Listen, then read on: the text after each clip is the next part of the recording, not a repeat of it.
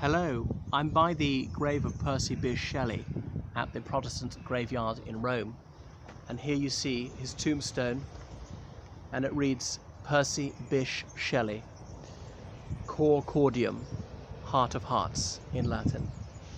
So born the 4th of August 1792, died the 8th of July 1822. Nothing of him that doth fade, but doth suffer a sea change into something rich and strange. It's a quotation from The Tempest by Shakespeare. So I've known about Shelley since I was 8 years old, and this is as close as I'll ever get. I've touched what he's touched in School Hall in Eton, where he carved his name into the oak panel, and that's it. That's it, my hand. I'm 6 feet above where he is now. If only he could hear me now. Because I so wished I could have known him, and I wish to communicate with him from beyond the grave. I know it's impossible. He was an atheist since his earliest childhood, which was an extraordinary, unfashionable and courageous belief to hold. At that time, it was a very bitter truth to swallow when so many children died, to know that they were going to eternal silence and they were not going to a better place, though they'd suffered horrifically.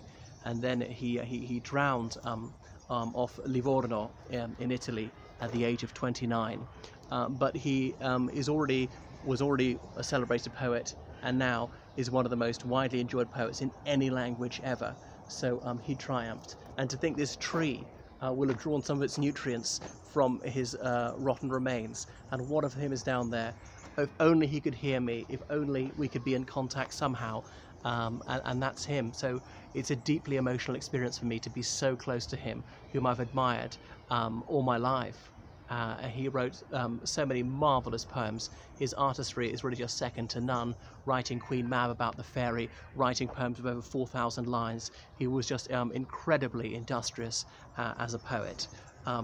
Well, really, words fail me. I could go on all day about his oeuvre, but the memory's going to run out quite soon.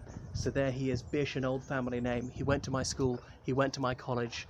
I know he was terribly rejected and bullied, Mad Shelley as they used to call him, terribly pushed around, ragged, his books taken away from him, shoved by the others. But who remembers the bullies? He has won. He has entered our literary pantheon, so his is the name that should be remembered for as long as English is spoken. Well, I wish I had something worthier to say of such a great and fascinating voice. That's my penny's worth on Percy Bysshe Shelley.